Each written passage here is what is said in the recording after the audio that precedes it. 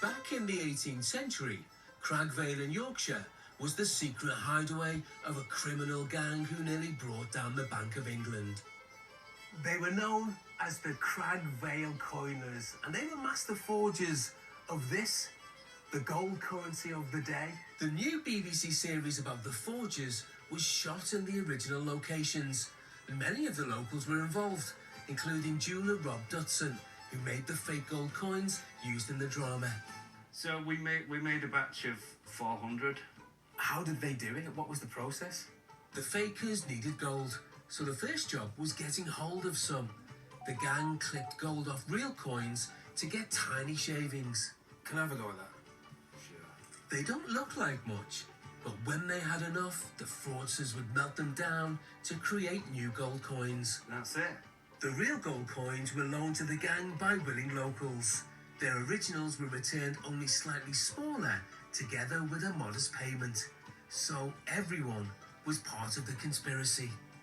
The final part of the process is stamping the design onto the coin. When it's done, it should be a nice little coin. As easy as that.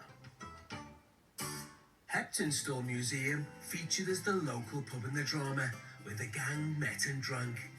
Some of the set was left in place, and volunteers are getting ready to tell visitors the real story of this community. They were in dire economic straits and they found a solution, and it was a criminal solution. But, you know, they were very resourceful, and I think people take some sort of pride from that. The ringleader of the gang was known as King David Hartley, played by Michael Socher.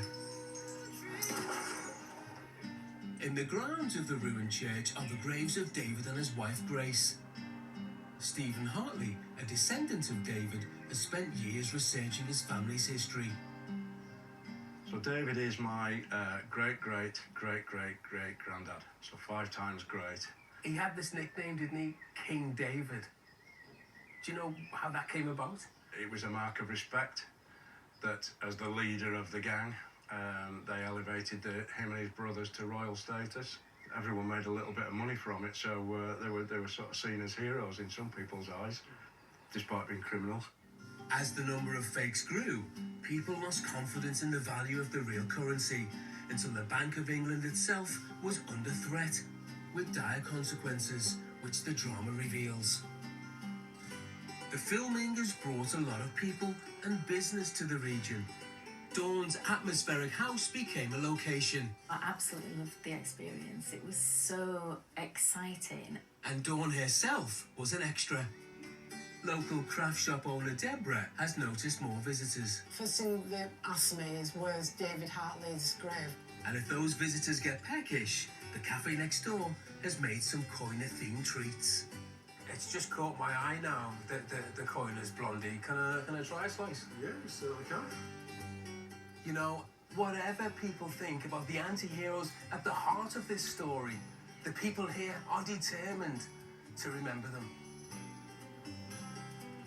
Oh. They look delicious.